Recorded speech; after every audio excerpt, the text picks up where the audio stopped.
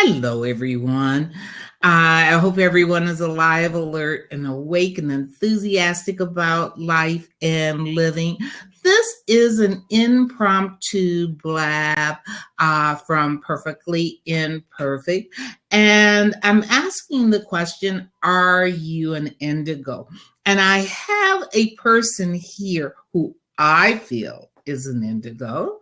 And as we begin to discuss it, I will see if, and she's also acknowledged that she feels that she is, well, she's a borderline indigo, is what she says. And I know one of the traits about an indigo is they don't like to be identified.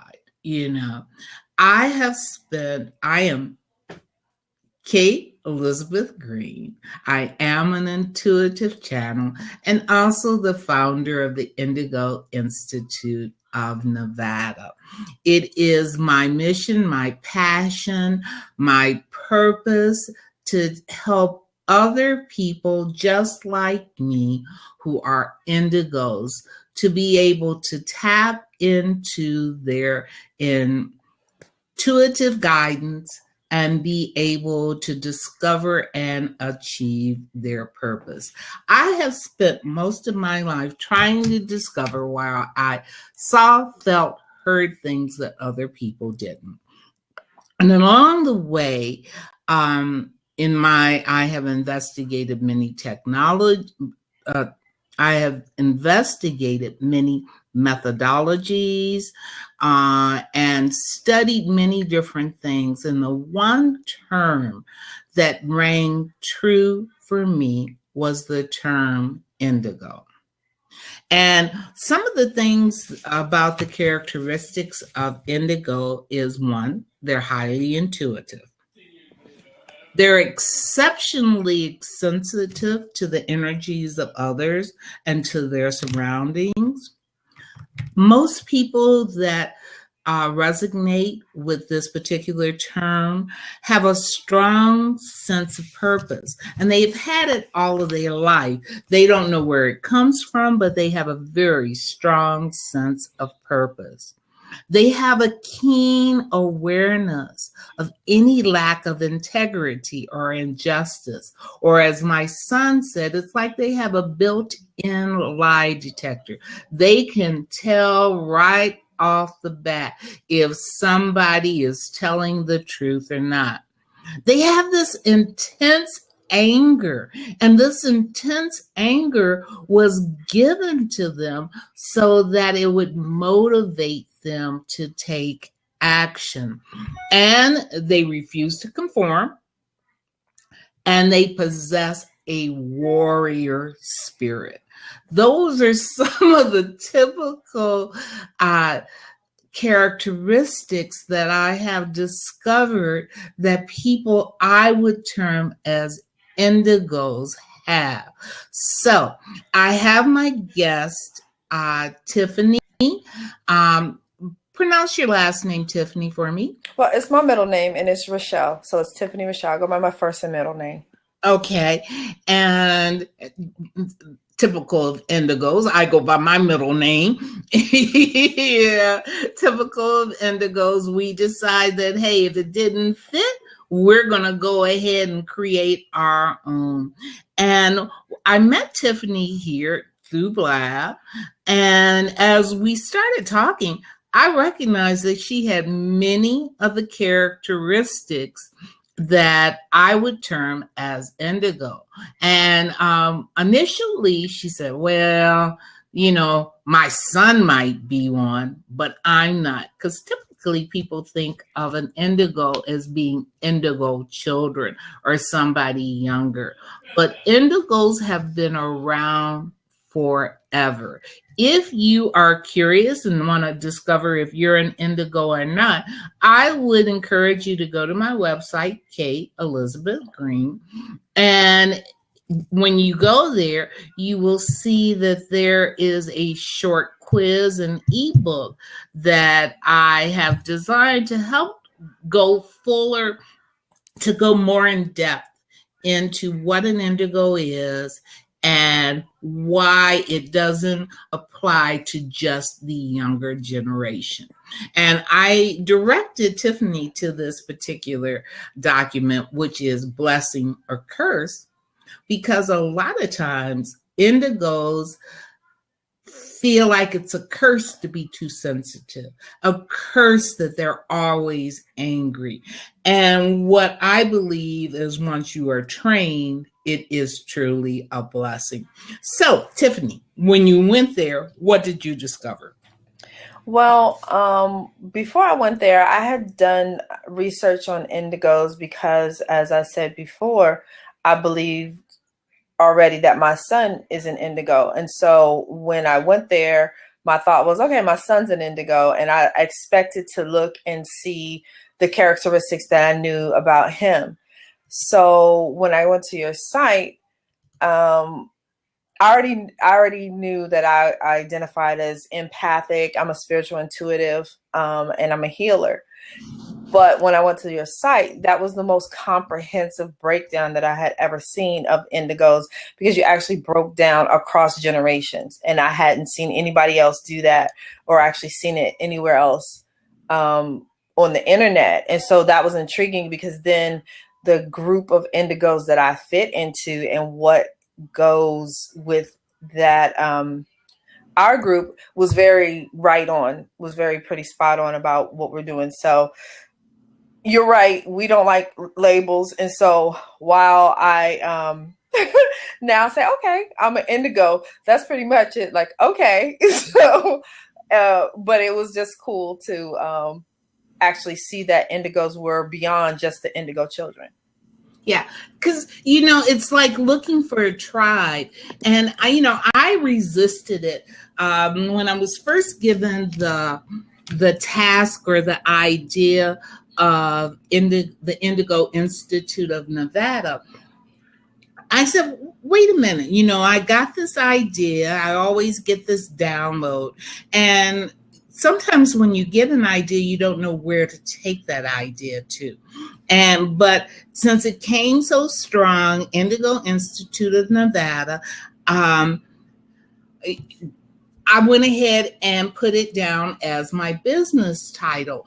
And I've learned as I have been doing more exploration, and I founded the Indigo Institute in 2003. So you see, it's been over 11 years that I finally realized what it was for me to create a place where people like me could shortcut that amount of searching that I did. And I've pulled from both spiritual and from practical things. So let me ask you a question. Are you highly intuitive? And why do you think so? Oh, I'm definitely highly intuitive. I always have been, but it wasn't until within the last 6 years where I really started, for to use a phrase that like most people understand, is I really started searching for purpose, and I was looking for answers. And so when I started to take that journey and get more deeply spiritually connected, then my intuition really started to kick up, because I've always been a walking lie detector, as you say. And it's like when things are not truth, they don't resonate in my spirit, and there's a feeling that I get. So I recognized that my children were intuitive before I really knew about the gifting of it. So it's been a lot of years of certain things. So also, just to go back to me, is what started happening was, as I said yes to my spiritual gifting and to the understanding of the intuition, then it started manifesting my powers of, as an empath, I was becoming more sensitive, and I can feel people's pain and feel their feelings. And because I'm a certified life coach, when I work with people, it actually would help me to get to what it is that they're not saying, because I could feel it and I could express it. So in that, and also I have a very high spiritual wisdom. There's things that I know that I don't have a reason to know, but I know them, like I studied them, or I know them like like they're fact, but I don't necessarily have a reason to know them other than intuition and just an innate knowing. So yeah. It's not like you can go to a book and say, this is where I got this information from. This is how I know. I just know because I know that I know. And it's funny. It's been actually the reverse. There's been a lot of things that I know, and then I'll pick up a book and I'll be like, but I knew that already. Like when I saw The Secret the very first time, The Secret wasn't a secret. I'm like, that's the way I live my life. And then when I read The Four Agreements, I was like, that's not a secret. That's the way I live my life. So there was just knowing. And so when I would read certain books that have this knowledge, they were more confirmation than education for me. And I agree with you on that. I found myself when I was in my early 20s, when I had my son, it's when everything started coming back to me.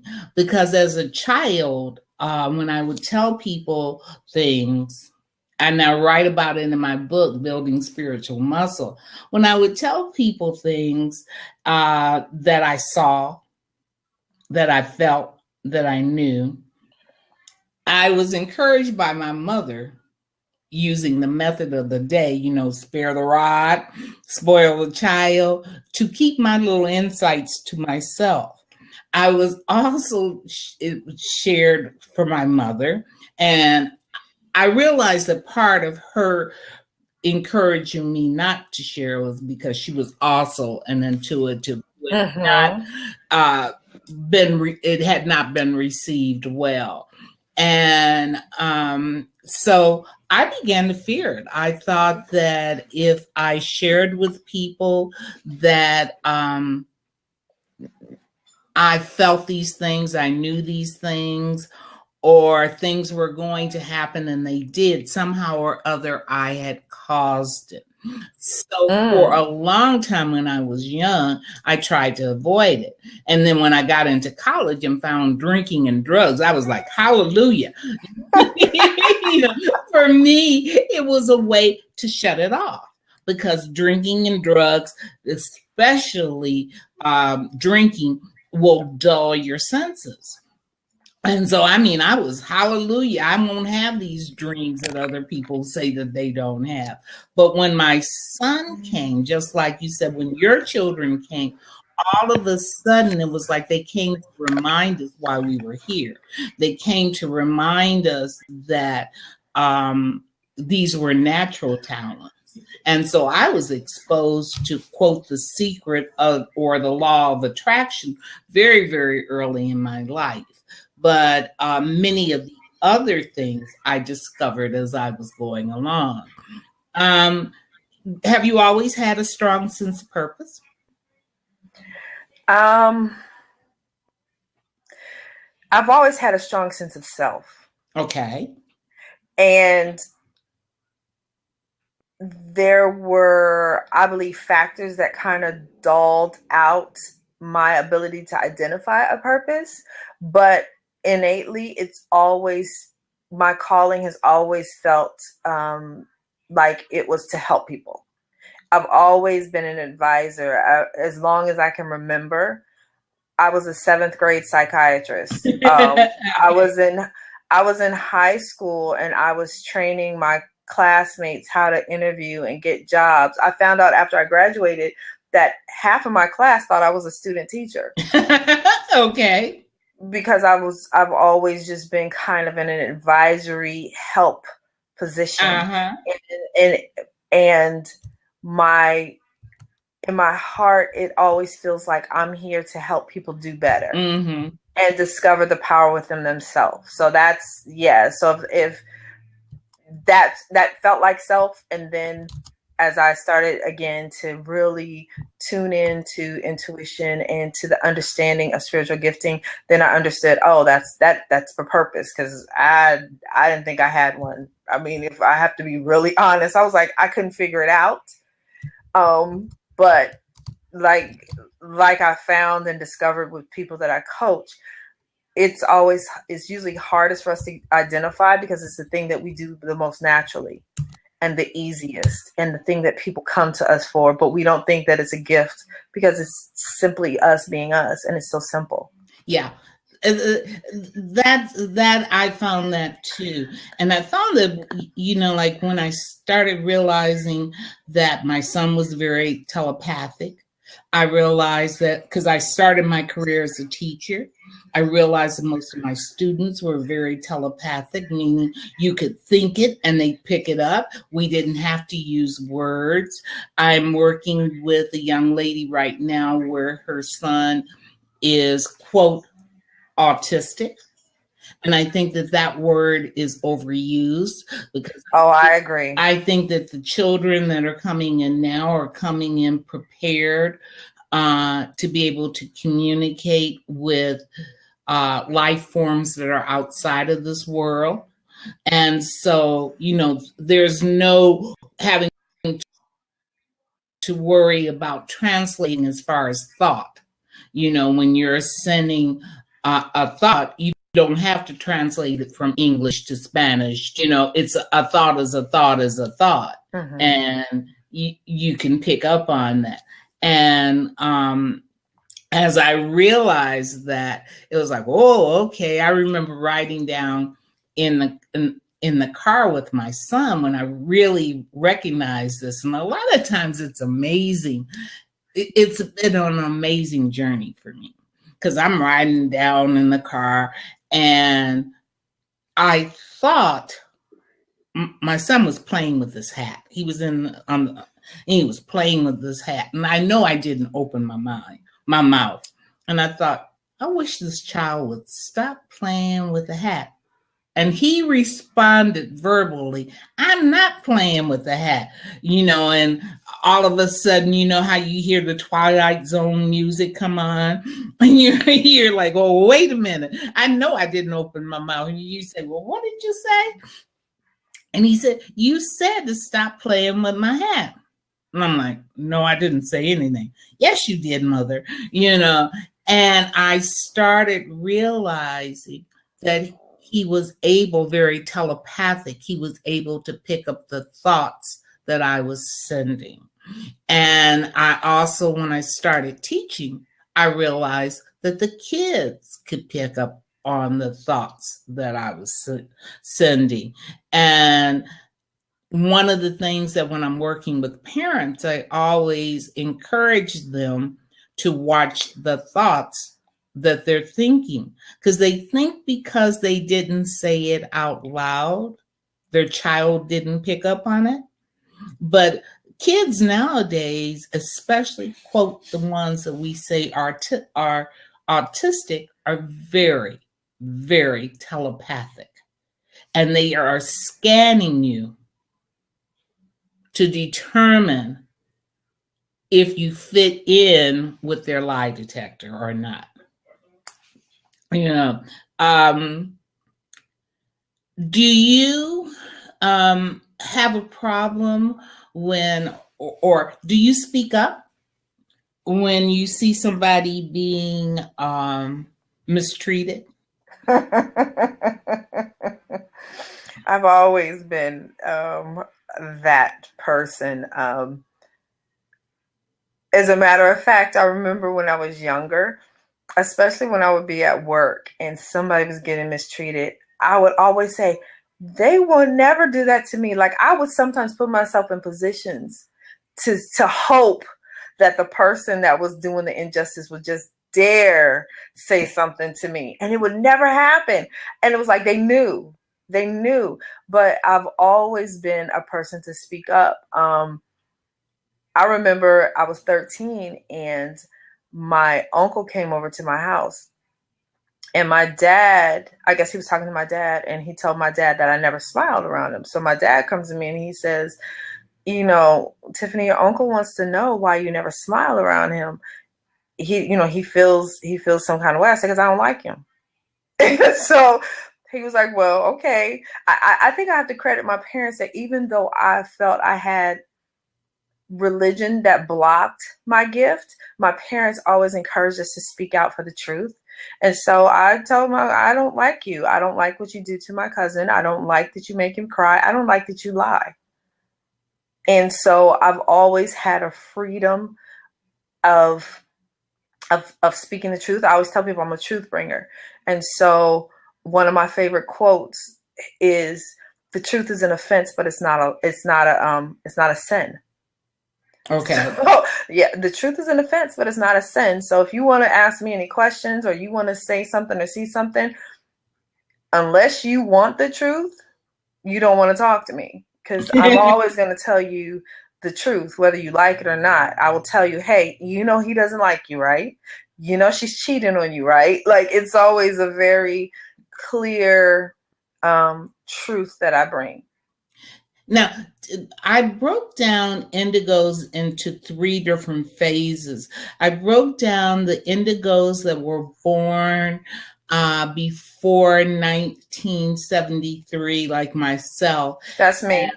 As scouts, who have had a very rough life because usually they came through people who did not honor and support their gifts.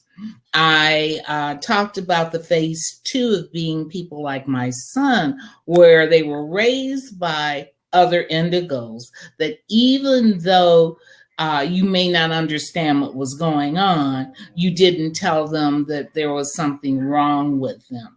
And then, because I realized that the big wave of indigos, if you look up any literature, they talk about indigos arriving on the planet around 1973, and that it becomes a bell curve, that the majority of the large influx of indigos started arriving in between 1973 and 1990.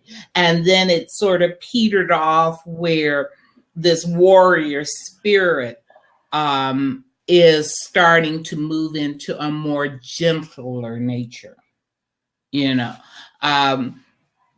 So you would term yourself as being one of the earlier ones, but it sort of sounds like, because of your parents being supportive, you might have been one of the lucky ones that were, your parents may not have understood what kind of gift you had, but they certainly didn't discourage it.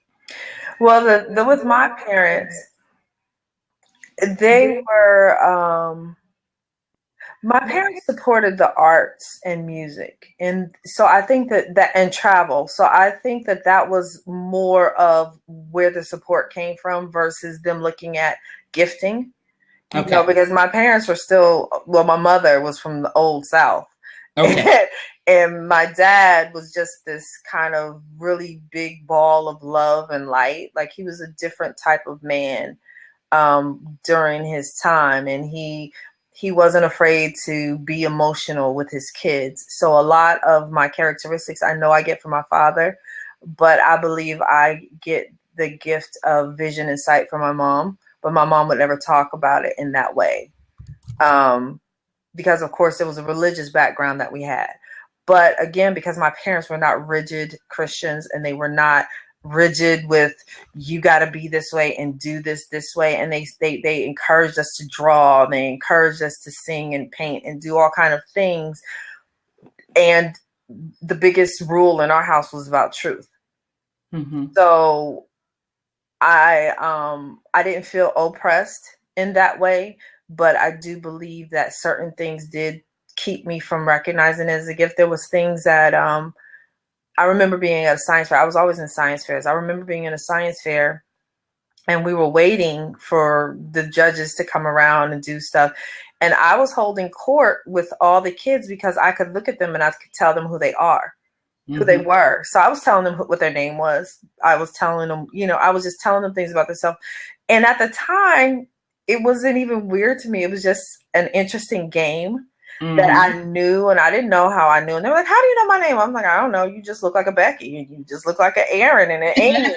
And I was like, but it wasn't until I got older and then I turned around and looked at it, I realized that I was in my gift. Then when I advanced, I just thought I had a really great ability to see truth. That was what it was. And because, again, my parents were such proponents of truth, it was always like, well, I'm just telling the truth. Well, I'm just seeing the truth. And so I worked in a HR office when I was 17, and people used to come in and out of the office all day long. And I remember it was another game for me. People come in the office and they would walk in, they'd be talking to my boss. And I'd look at them, and then when they left, I would tell her who they were. She was like, how did you know that? Were you reading their file? I was like, it's in their eyes. I see them. I just could see who they were. So, it's just been interesting. And then my theory is I figured out what it means when they say that love is blind. Because I was able to see people until I fell in love. And when I fell in love with a person, I didn't trust my intuition. I didn't trust what I saw. I didn't trust what I knew. So I became blind. So it was many years I was blind. Now, and I question that, was it that you didn't trust it, or was it that you didn't want to listen to it because you knew that let me ask you, the person that you say you were blind, did you stay with that person? Was that person good for you? Oh, ultimately, no. I knew that I knew that I shouldn't have married them when I married them, but I had other factors that were playing in. But I mean, when I say the blind part, go ahead. It wasn't like I was so completely like head over heels in love that I couldn't see. It was just that you chose to ignore. Right. You're in that relationship and your eye gets cloudy. Yeah. And you're kind of like, am I seeing? I don't know. But then the other stuff starts coming in, and the heart starts playing, and you start ignoring what your senses are telling you. Yeah. So there's a blindness that comes into it. But yeah. But that was an understanding. But then I feel also during that time, because I was, for lack of a better word, distracted with living and having a family and having babies and having arguments, that my ability or even my focus, I won't say my ability, but I didn't read people like I used to. There was a very long period of time when I reflected, it was just quiet. Like I still knew people, and I ultimately would know when people, I didn't want to be around them, or when they were, they didn't work with my spirit. But there was just, I couldn't look at people anymore and be like, oh, they're blah, blah, blah, blah, blah, blah. Like I had such an in-depth understanding before. I dulled that. Yeah.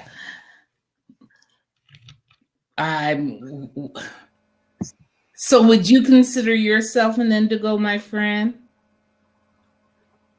Hello. I'm sorry, it's a little dark. Can you turn the light on?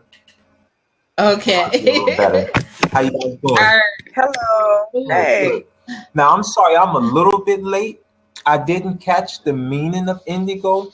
I just Indigos are highly intuitive, natural-born leaders who have all, and you are, who I told you I can tell my tribe, who have always stood up for everybody else, even though you men are not supposed to be intuitive. You always have been, right? Wow, that's heavy. Wow, I jumped on the right one. So, real briefly, I'll share a quick story with you, right? When I was about, I don't know, maybe 4 or 5 years old, right? I was born with this, insatiable desire to learn, right? But the time I came into, existence, like all the adults around me, my mom had like 9 siblings, so I had aunts and uncles just all over the place, and then they had spouses, and with all of these adults, no one would pour into me, right? I had questions.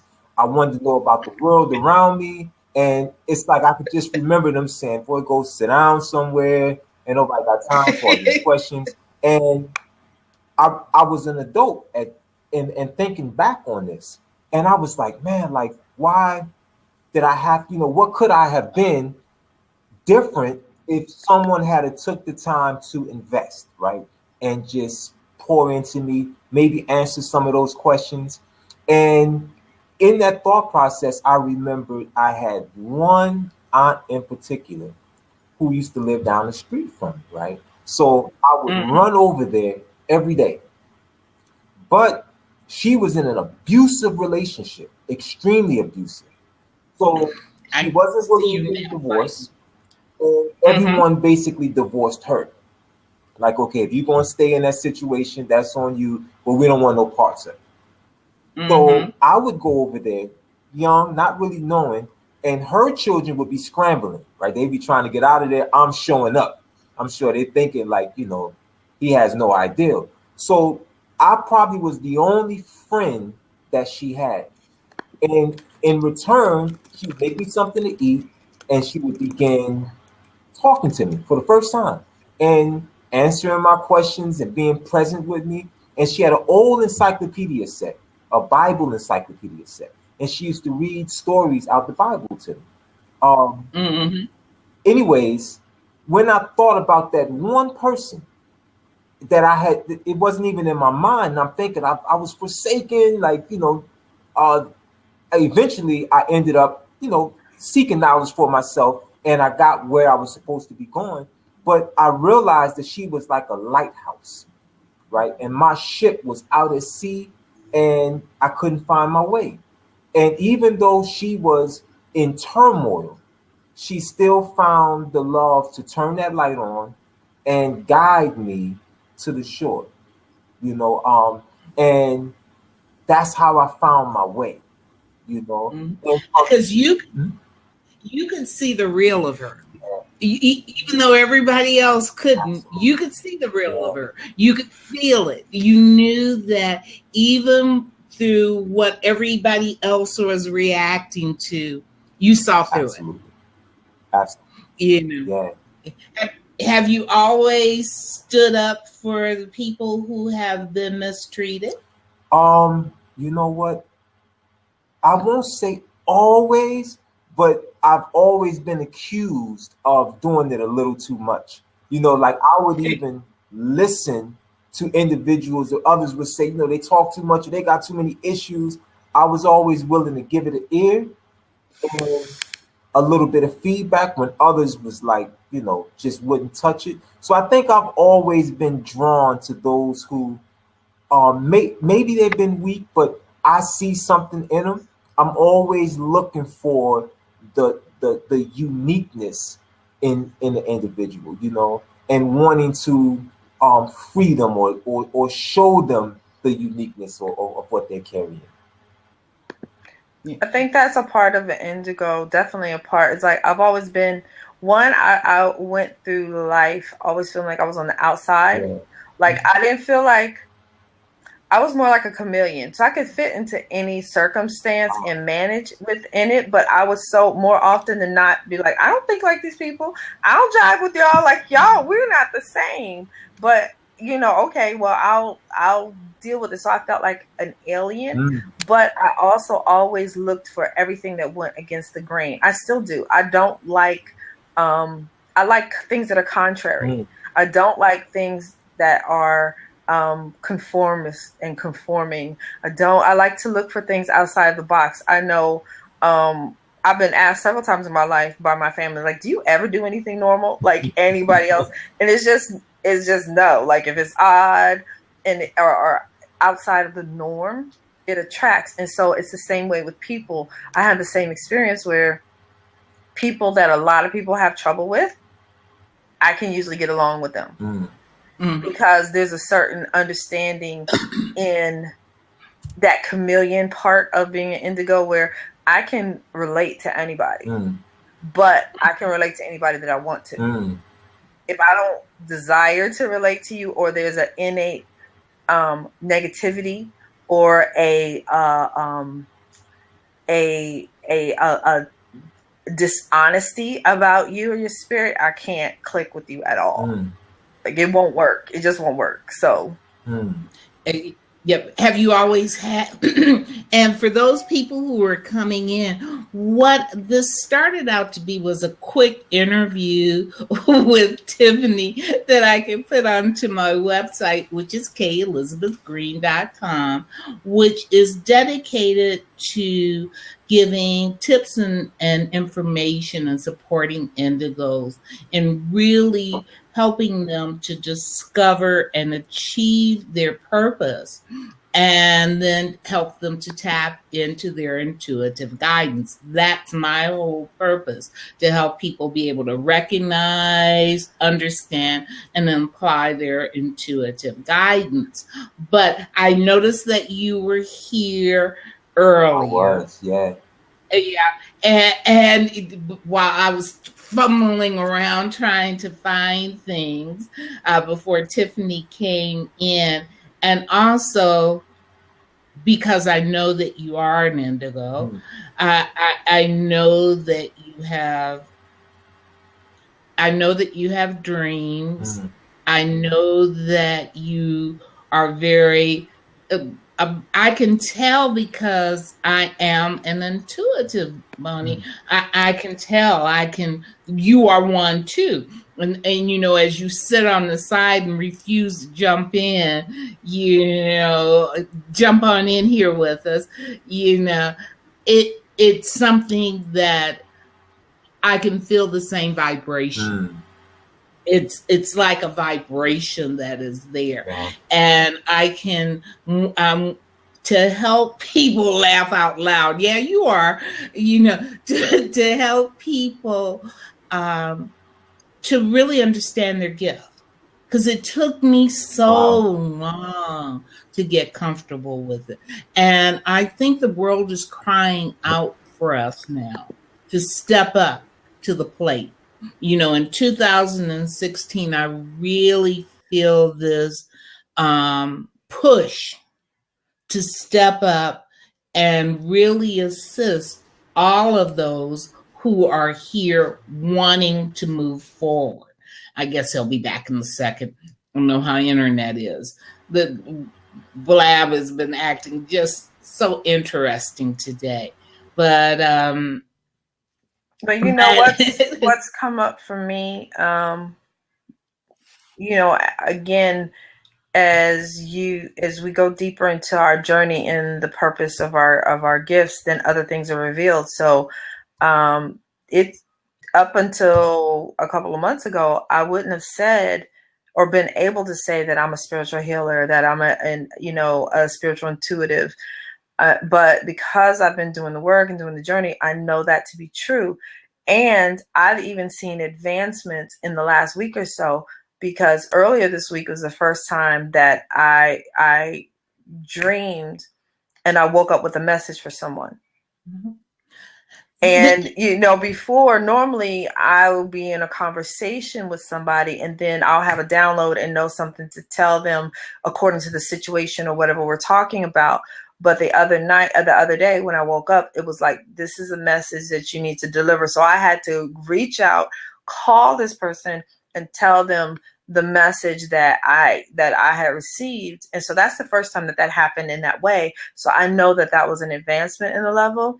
And then also what's been revealed is that in a part of my spiritual healing, part of my spiritual purpose is in helping people who have spiritual gifts and who are afraid of them, who don't understand them, who are running from them, who are looking for understanding. I'm kind of, like you say, a conduit. And I was doing a workshop this weekend, and for some reason, every woman in the workshop had a spiritual gift, a different spiritual gift. The workshop wasn't about that, but we ended up talking about it. And so many of them were saying that they were afraid. And so I told one woman, I said, you're a high functioning empath. And I started telling her about that. She's, well, how do you know? I said, I don't know, because it's delivered to me to tell you. I don't know. That's what it is. But I know that's what you are. And here's the thing. My gifting isn't for me to know all the answers. And that's for all of us with this gift, I feel.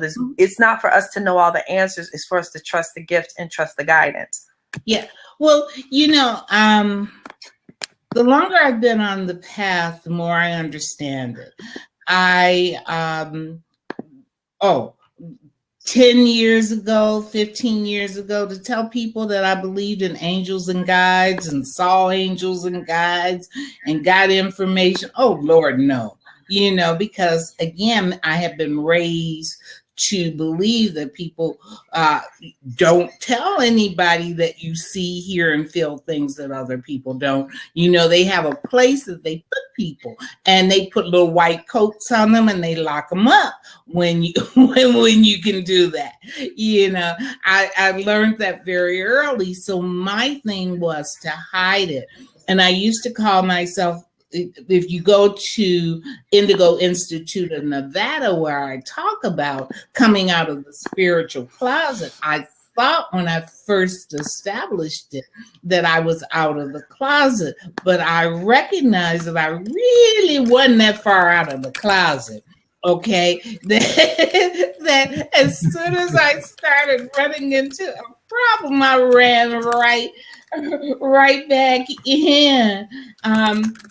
Oh yeah, I see auras.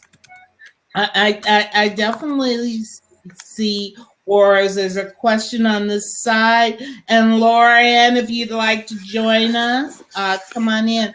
And everybody can see auras. You can train it as a muscle that just needs to be, because if we haven't used it, it becomes weak, but you can strengthen it.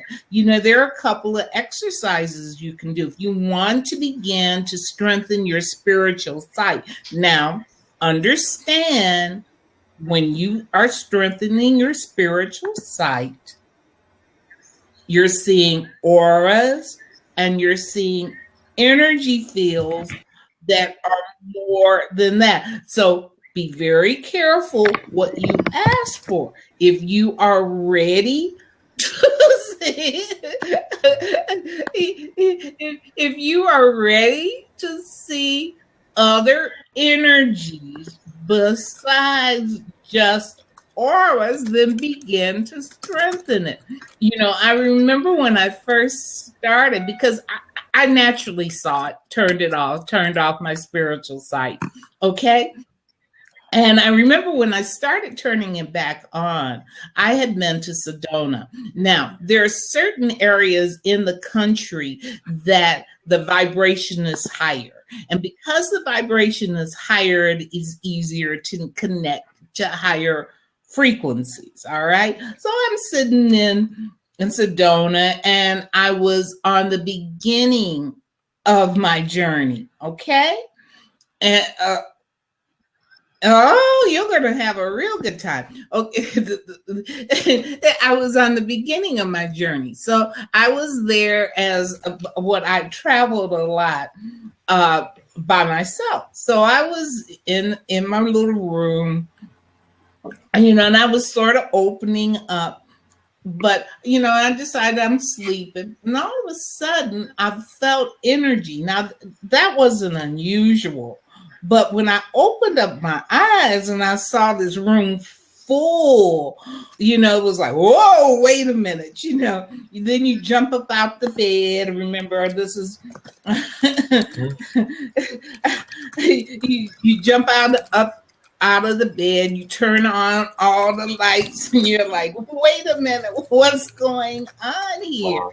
Well, I recognize that I have a very large group of guides and angels that I worked with. And I just simply call my posse now. I can distinguish, as I have gotten better and better with it and practiced it more and more, I can distinguish the energy, the frequency, if I'm talking to an archangel or an assistant, ascended master, or what. I can begin I can distinguish the energy, but generally, I don't think our guides and our angels are as particular as we humans are. Right. I just generally call them my posse. Wow. I work with a very large posse that will assist me in doing things. And I woke up with all of these people. So if you want to enhance your spiritual sight, give you a quick exercise you can do. Go outside to nature. Nature is always the easiest one to do. All right. Pick a tree. Look at the middle of that tree. Just focus on the middle of the tree. All right. For about a minute. And then let your eyes go out. If you let your eyes just sort of expand out where you're seeing the whole tree, you'll notice that there's an outline around the tree. The more you just stay open, don't try to force it, you will begin to see colors. But that is okay. That is well, Laura, go ahead and follow me, check out my website, and I'd love to talk to you. But that's one way of beginning to work on your spiritual sight, of really tuning it in. But as I said, make sure you are ready. Ask and ye shall receive. Make sure that you are consciously asking for what you want. And I tell you this so that you won't jump up and down and say, "Ah, what is this crazy lady doing?" And one of the things, good book, Ask Your Guides by Sonia Choquette. If you're first starting on the journey, Ask Your Guides by Sonia Choquette is an excellent book to get, because I always believe start with your angels. Your angels are your bodyguards. Your angels will assist in protecting you from any other energy field that might be there. So first thing, start with your angels, get acquainted with your angels. Once you get acquainted with your angels, and specifically your own personal guardian angel, everybody has at least one. Many people will have 2 or 3, depending on your mission and how great your mission is. And like somebody told me, with a room full like you have, your mission must be awful big. And I know I have run away from it. I like, okay, just allow me to take care of my son. Hey, Rebel, Could let me raise my son. Let me have we've always bargained. But now I'm fully into it, and especially because the time is right. Want to jump in, Rebel? You're always welcome to do that. What about you, Rashad? Yeah, so I thought that was such an excellent point. And I like to say, to all those who experience having this kind of spiritual insight, if you will, I know one thing that confused me when I began to understand who I was, and I really relate to the whole chameleon thing. I can fit into any group crowd on the planet, and I always know that I don't fit in. I just have the ability to adapt to it.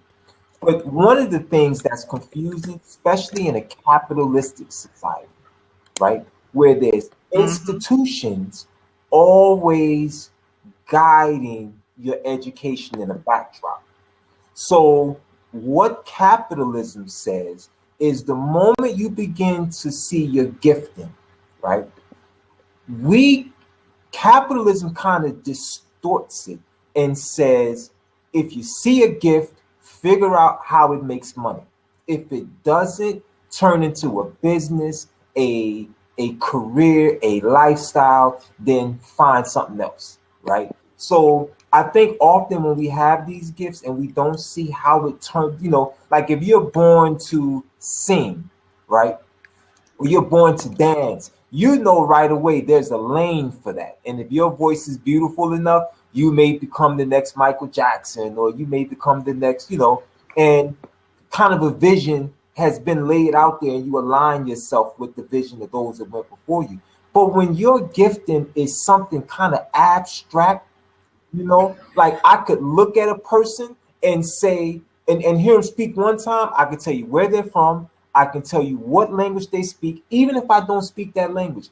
I've never been wrong. I can tell the difference between someone that was from Jamaica and someone that's from Belize. Mm-hmm. I could tell the difference between someone from Panama and someone from Cuba.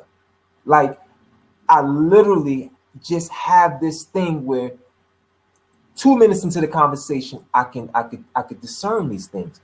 I never looked at it as a gift, and I never really shared that with my loved ones around me.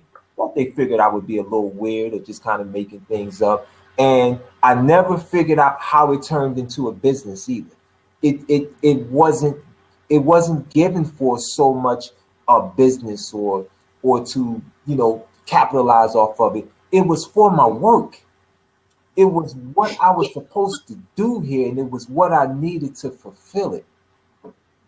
But I do believe, and I struggled with that for a long time, that because it was of a spiritual nature, mm-hmm. that it should be given freely. Right. Yes, right. It should be given freely, but also my teachers taught me that if people pay for what you are sharing, they value it. Mm. Okay? You hear, it is an energy exchange. You don't want it to be unbalanced. That follow your gift will take care of you. It is an energy exchange. Too often what I think a lot of healers will do, a lot of intuitives will do, is they will give, and not receive. And what happens is you become unbalanced. I was told by one of my great teachers that they said, look at it this way, because I was really struggling with, well, this is a gift.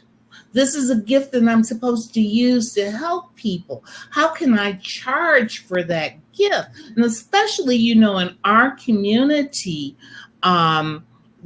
where a lot of times we feel or may have felt that people use their gift to take advantage of people. Okay? She said, look at it this way. Suppose you were buying shoes and you bought a pair of shoes for $10 and you bought a pair of shoes for $150. Which of them would you value the most? Okay? If you paid $10, you just throw it over to the side. Oh, it's free. You think about how much free stuff you've gotten you haven't paid much attention to. Okay? But if you paid for it, if you worked hard and paid for it, you give it value and you're going to use it. It's almost like, what do they say? Don't throw pearls to swines. Not saying that anybody is a swine, but when people recognize that you recognize, I think it's more important, you recognize that what you are sharing is of value. It makes a big difference. You can charge and you can accept the fact that people will pay for it. What were you going to say, Tiffany? For me, my problem was never about feeling like I shouldn't get paid for it, because I recognize that I'm a giver. So, and it's funny, I used to make a joke. I was like, I've given sufficiently for about 15 people or more. So I'm cool on giving. But I think sometimes what I find a lot of us struggle with is actually recognizing the marketability of our gift, or we can't figure out how to package it up. And so I would say, I don't know how to package my brain.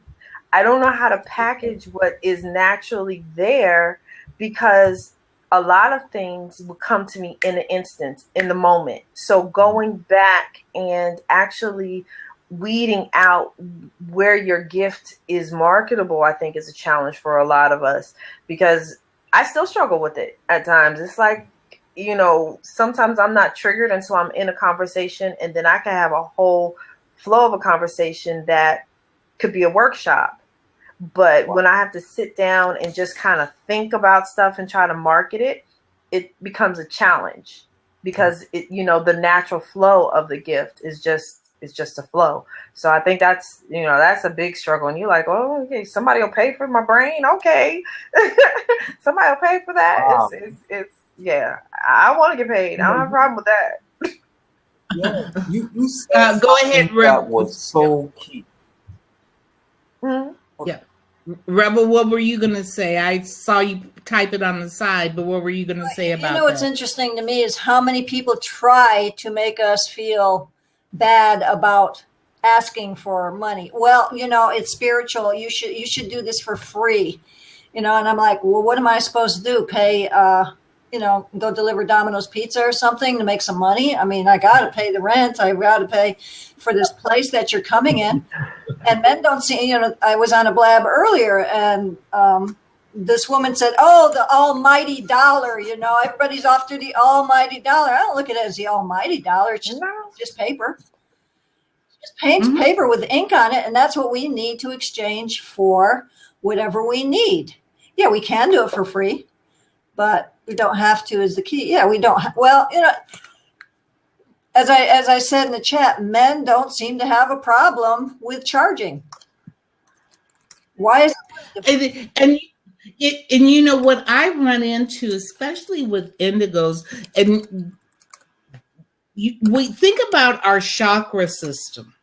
Okay, our chakra system, the heart is the middle, where it's combining our basic physical things and our upper spiritual things. Yeah. What I find a lot of with Indigos that I work with is that because they have been hurt so much, they don't know how to receive. You know, they're always giving. And it's like they've closed down the back of their heart chakra, and learning to open it up to receive, to recognize that we can have our gifts, you know, brought to us. They will, clearing it out, because it is a giving and a receiving.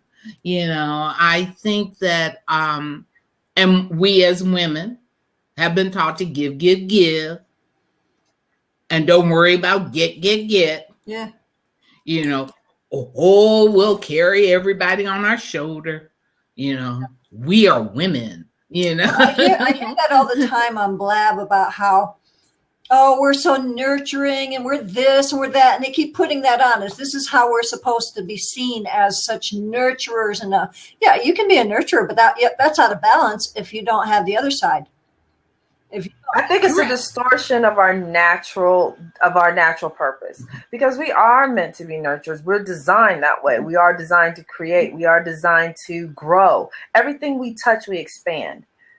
Anything, you know, that's a natural function. We're multipliers. Women are multipliers, but our purpose and our function has been distorted. So now it's almost like the pendulum swings all the way to this side to say, well, you're giving too much, and then it swings all the way to this side, you're not giving enough. Yeah. And then, you know, it's trying to maintain that balance in the middle, where it took, I'll use myself as an example, where going through this journey, I went from where I didn't appreciate, because I think this is important. appreciation of our gift. That is so key, because a lot of us, we have it, we don't understand that it's a gift, and that other people aren't able to do it as easily and as gracefully as we're able to do it. So until we first recognize and appreciate our gift, then we don't put the value on it. So we get used to giving it away, like, oh, this is nothing, this is easy, I could do this all day. And people will do what we allow them to do. So of course they're going to keep coming and sucking. And then when we've been giving it away for so long, we don't often know how to switch it off and start to go like, no, that's enough. I'm done with giving that much. And so going back to my part in this journey was, I was giving away my intellectual property and my creativity with no fear, with no anything, right? And I had to learn to strike a balance and listen and be discerning. So there's still things that I do that it doesn't even come into my mind to charge a person for, because I feel like I'm led to do it that way, and that's fine. But then there's sometimes I'm like, no, this is going to be a paid gig. This is going to be what it is. Yeah. And I'm very clear. Whereas before I'd have just been like, oh, here's on the plate. Here you go. Take it. No problem. So I think that's key for us. Is we have to appreciate and not feel guilty about anything associated with our gift. And I think women can carry guilt like nobody's business. Okay. Like, somebody gave me some money and I should have gave it free. No, get paid. Get paid. Yeah. It's interesting. And I think Elizabeth may have heard me say this before. Recently, I was asked to do a speaking gig. And I hadn't gone out and spoken publicly for quite some time, like maybe 10 years, and I had gotten paid for speaking at that time. And I was like, damn, I don't know how much to charge. So the person had said, well, we're a nonprofit. We don't have a huge, what is it? They have budget. And so I said, well, what do you have? Thanks, Karen. I says, and I told my husband, I said, well, I think I'm going to charge such and such. And they came back with a fee that was 10 times what I was going to ask. And I said, well, okay. And I was told, to say, something like, that's a little bit below my fee, but let me see if I can get a sponsor. And I said, well, I can do it for that price. And so I went and did it. They gave me the check, and I was on the way home, and I said, I may have spoken for an hour, but behind that hour, I have 30 years of experience, knowledge, understanding. I said, so let's look at it as 30 years plus plus an hour. I said, what does that break down to? And so now my price. I said, you appreciated your gift in that moment. You recognized your gift and you appreciated the value of it. And sometimes that's the conversation you got to have to get there. That was beautiful. Absolutely. Yeah. And now my fee is even higher.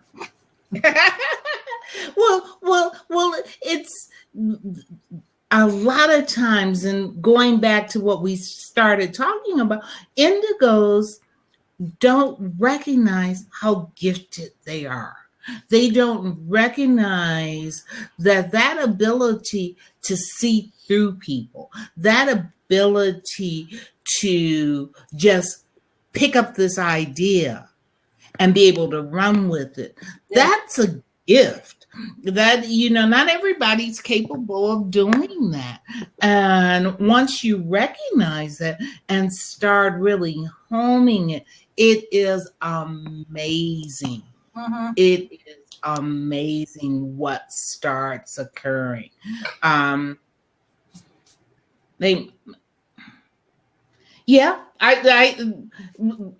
agree. On the side, it's Laura and Laura, because I'm taping it, I'm going to be using part of this to put on my website. I'll repeat what you said. You put down, they may also feel like others don't appreciate it and won't appreciate it and don't appreciate it themselves. I think that is the key, that most times, because it hasn't been acknowledged as a gift, They're afraid of putting it up front. They're afraid of saying, hey, this is what I do, and this is what I charge for. And I know for myself, when I first started doing, I knew I was intuitive, but how do you market being intuitive? Okay, well, I'll do it through readings. I said, that's not quite for me, because readings for me, even though I am very accurate, is like always feeding people. Let me give you the fish. Let me give you the fish. Yeah. I don't want to carry a bunch of people on my back. Right. I'll teach you how to fish. I don't want you to be locked into me. I will teach you how to fish so that when I want to run off into the desert and have my glass of wine, I can do that. Isn't that the conversation we were having yesterday? Yep. I don't want you to put me on anybody's pedestal, because as soon as you throw me on a pedestal, you're going to knock me off. All right. But we can join together as a team, and I'll be more than happy to assist you. It is my pleasure to make sure that you are able to do it yourself. So I don't know where I started from with that, but that's been one of my keys, is to train opposed to just give. Because I saw how people were turning to me and said, well, tell me what my guide said. Well, no. Okay, you tell me what you think your guide said. Okay, I'll confirm it for you. You tell me, because you have the same power that I have. Yeah, exactly. Now, and like with people I work with, they'll say, I don't know why I did that. And my question for them, of course, is that you? Is that true? You're the one who did it.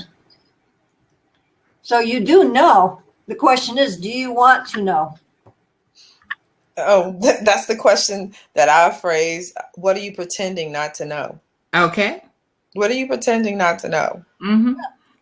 Yeah. If you in your, I'll ask, well, let's pretend, like one of the exercises I'll do in the workshop that I do is, let's pretend we're psychic. Let's just pretend.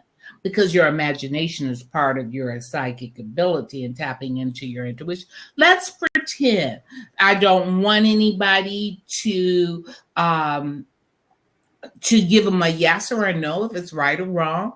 Just pretend that whatever they say is right and go. And it's amazing how at first people start looking at you. I'm like, huh? So yeah, we're going to pretend. And then the more you give people the permission to pretend, it's amazing how insightful they become. Yeah. It's amazing how, because they've gone back into that childlike state of trusting, of, okay, I've switched over from this side to this side, and now I'm using my intuition. I'm allowing it to come through. It's, we like to say it's our imagination, but, I don't know what's happening with you, Rashad. I know he's been trying to get back on several times. He put a question on the side, Elizabeth. Maybe you might want to check that. How important is a mentor to help cultivate the gift? I think go ahead. I think it's very important, because I knew for me, if I didn't have my teacher, I had no clue. And for me also, and to getting a mentor was critical for me. And that was one of the things that, because it helped me to recognize that there was nothing wrong with me. Okay. Having somebody who had been down the road before to give me exercises to verify, to support me, helped.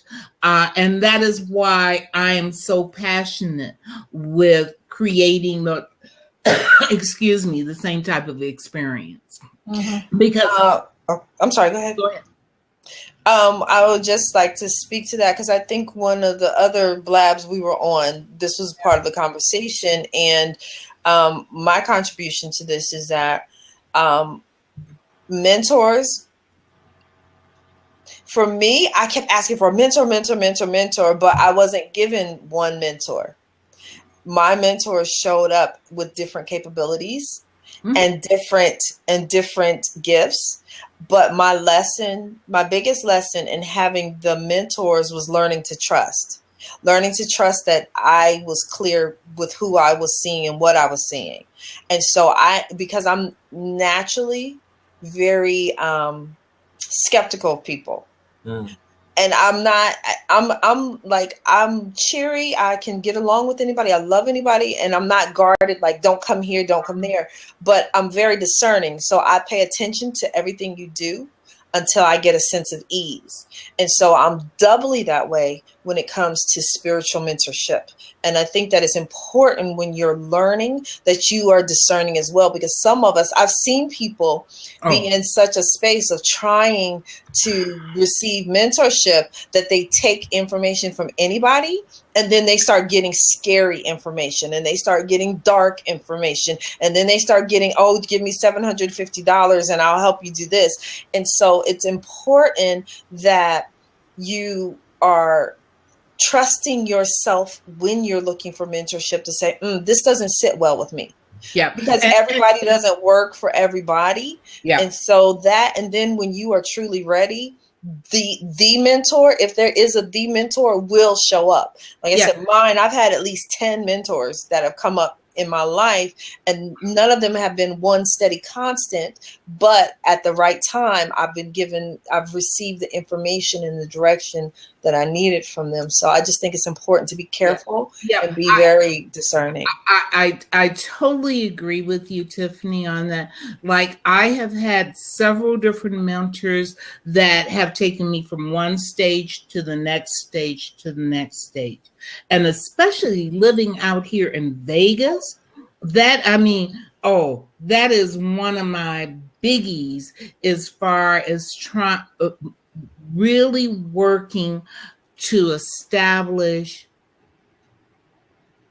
a safe place that people can begin their exploration. Like I have, and I keep going back to my baby that I'm working. I call her my baby, but she is young, but she is such a clear medium. You have to watch for, Bonnie put on the side, these energy suckers. And one of the first things that I train people on is you can turn it off. You have the right to say no. You want to be able to fill your boundaries and know what energy is yours. You don't want people, you don't want to run out here. And that's the problem sometimes with an untrained intuitive. They're running out like a radio that's always on. And they're picking up on everything, all of this stuff. I think that's why when I always start with, let's talk about protection. Let's talk about feeling your own vibration and know how to set up boundaries before, because everybody I want to connect. Well, wait a second. Let's connect with you. Let's get grounded, connect with you. Once you get grounded and you connect with you, then you can begin to explore the community. But you don't really want to explore the community until you get grounded and know how to set up your own boundaries. And that is another reason why the first of your spiritual companions that I introduce them to is their angels, because they are the bodyguards. And if before you go hopping down the road, and unfortunately there are many that are, my baby here, she's been hopping down the road, and there are people who will use the light, who will use the energy. Mm-hmm.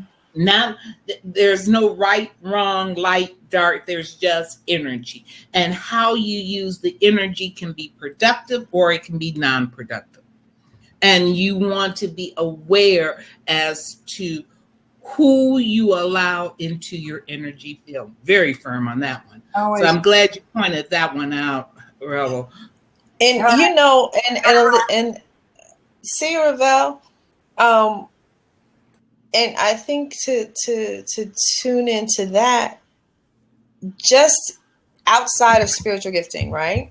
Outside of the gifting, think if people are able to think about how they feel when they just walk into a room.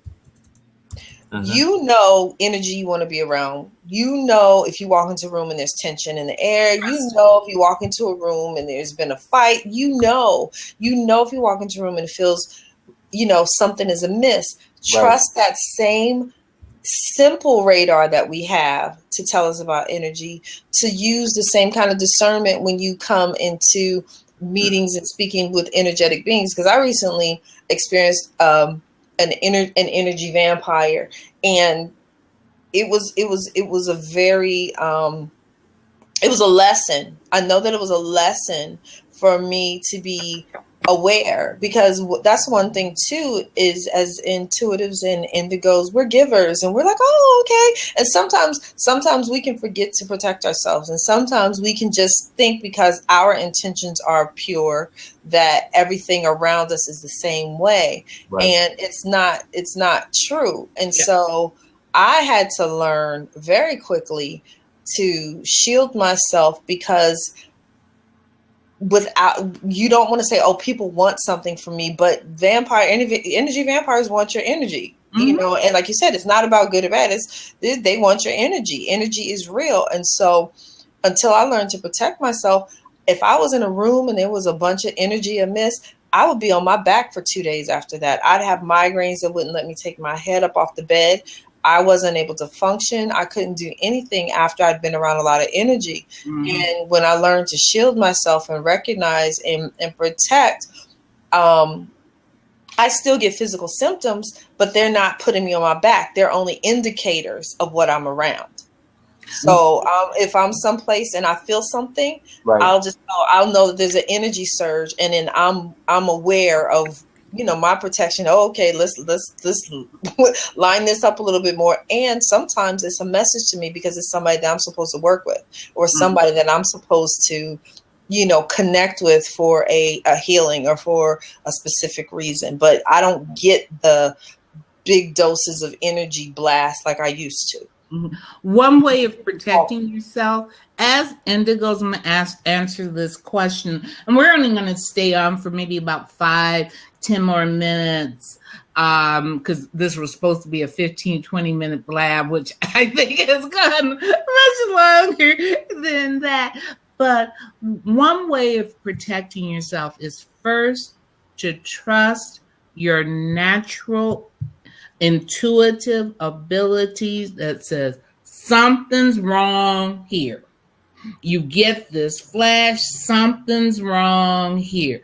It's like you've walked into this room and there is something dirty here. Don't question yourself, pick yourself up and go back out.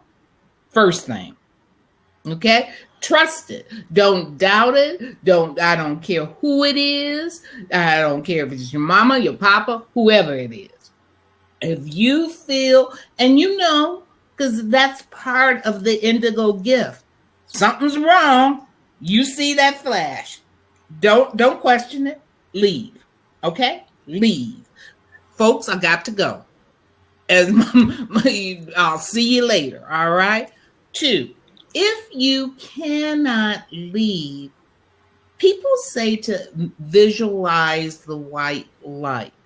That's good if you can get there. I use crystals. There are certain crystals, and if you are not sure which, go to a crystal store. And there are certain crystals that will help you stay grounded, that will help to that will help you stay grounded, that will help you pull your energy in. Two, if somebody is talking another way, if somebody is talking to you, because a lot of times, and you'll notice this as you start becoming aware, energy vampires a lot of times will talk directly to you. They'll be right in front of you, and you almost feel like you're being hit in the gut. Okay? Take your hands, cover your solar plex, which is your tummy, and turn to the side and breathe. Okay? Because what your hands are doing is acting as a shield over your power source. The chakra, if you're not aware of chakras, that is something that I would suggest that you become aware of. Turn to the side so that they are not connecting directly into your energy field, and breathe. I call upon Archangel Michael, is one that I work with. Archangel Michael is a protector. And then leave. If you know that you're feeling this, you do not have to stay in people's presence. You use the 2 feet that you have been given, and you put one in front of the other, and you leave. You get out of that space. Yes, Rashad. What were you getting ready to say? Oh yeah. That was so key what you just said. I was going to 2 things. I was going to add on to what we were speaking on earlier with the aura. Mm-hmm. And I know we spoke of aura in terms of increasing our ability to see aura, but I think there's another aspect of the aura we carry.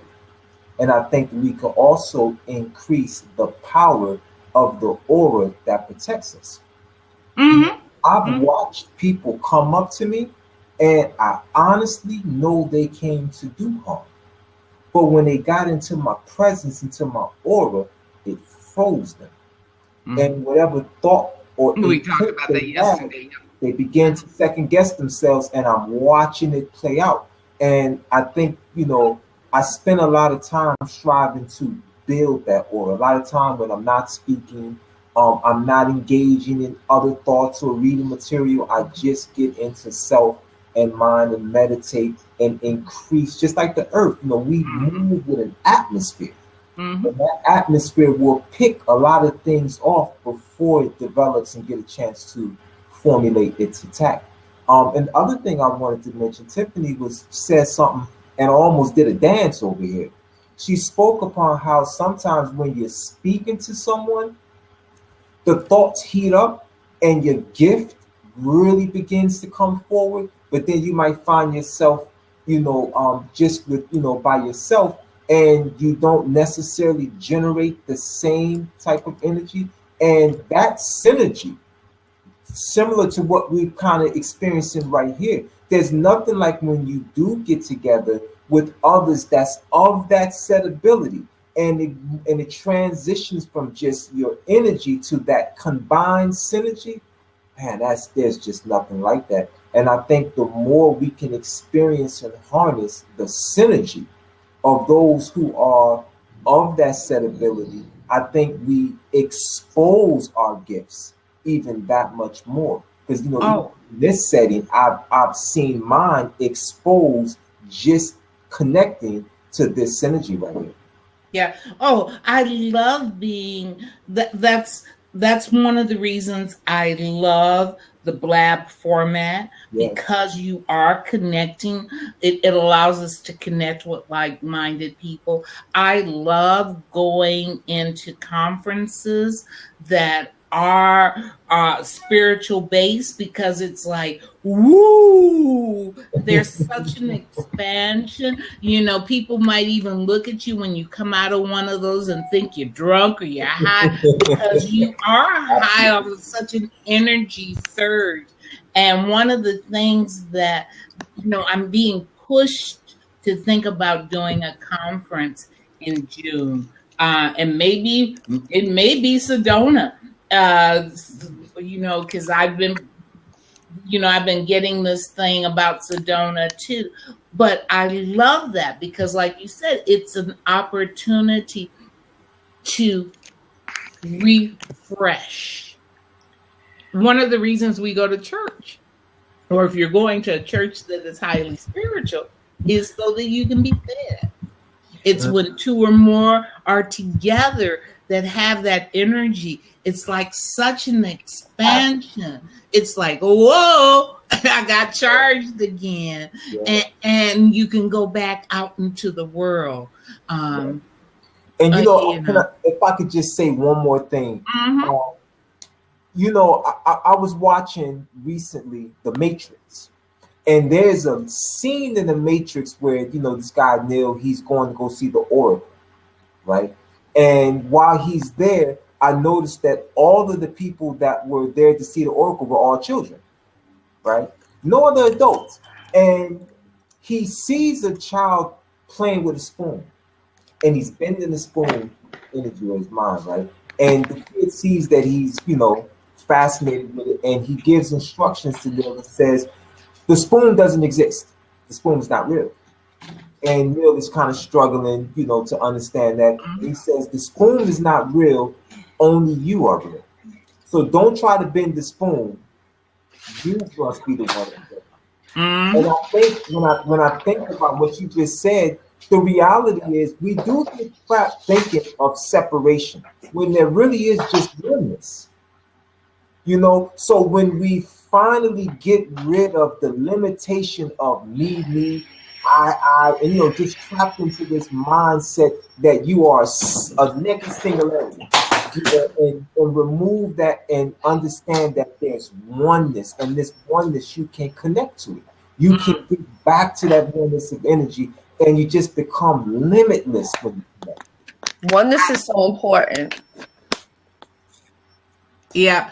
I definitely agree with you. You know, I am looking at the time, and Tiffany was supposed to be coming on for me. What time did we start, Tiffany? A lot earlier than this, and I had to just get up because my battery on my computer is down at 1%. Okay, okay. So, and I, you know, the sun is going down and stuff. This has been such a great discussion.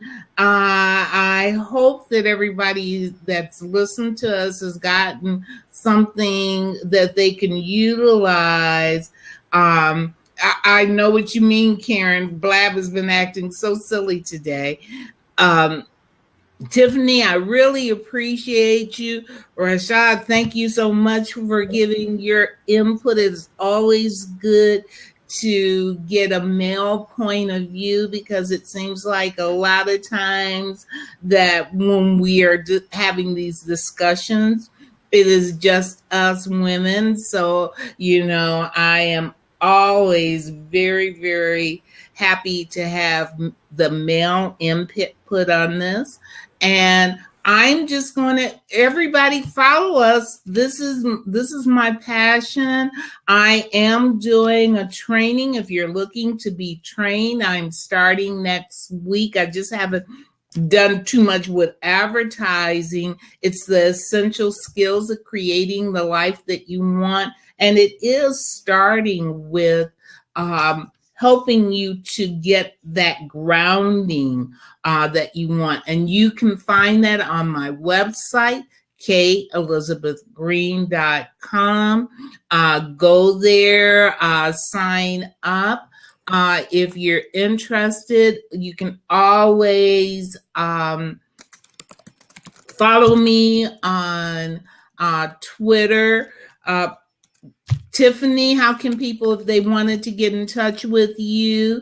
They can follow me on Twitter, but it's more, you'll find me more often on Facebook. So definitely on Facebook, Tiffany Rochelle. I have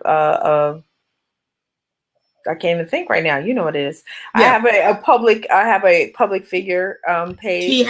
She has a Facebook page. Yes. I have a Facebook page, K Elizabeth Green. So follow us on either one of those. Or like I said, if you're interested in being trained, go to my website, K Elizabeth Green. I've tried to put everything together under so that you don't have to remember more than Kate Elizabeth Green, who's me.